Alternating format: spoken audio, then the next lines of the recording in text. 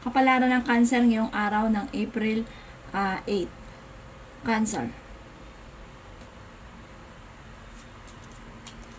Sinasabi po dito na ating tarot card, Cancer, na kayo ay masyado mapagbigay na tao. Kayo daw po ay friendly. Sinasabi rin po dito na maaaring may paparating sa inyo na masaganang pamumuhay. Sinasabi rin dito na parang merong sa kabila ng inyong kabutihan ay kapalit nito ay tagumpay. Ingatan nyo lang daw po, Cancer, ang inyong pong kalusugan. Yan, sabi rin po dito na maaaring may Cancer na babae na parang nawawala ng kumpiyansa sa sarili at na parang napapagod na.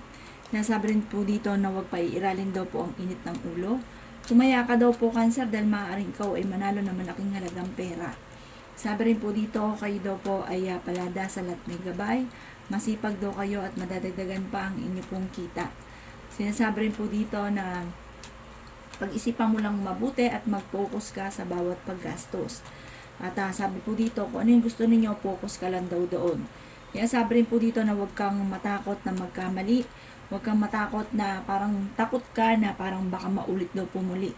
Yan, sabi rin po dito na marami kang mga pinagsisisihan. Sabi rin po dito, Cancer, may bagong kakilala at maaaring magkaroon kayo ng parang sosyo, parang may offer siya sa inyo. Yan, sabi rin po dito na parang meron kang hindi inaasahan na pagsubok sa ngayon tungkol sa pera.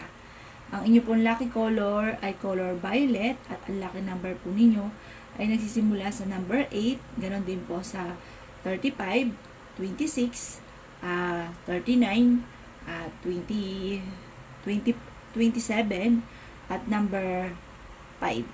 Good luck po!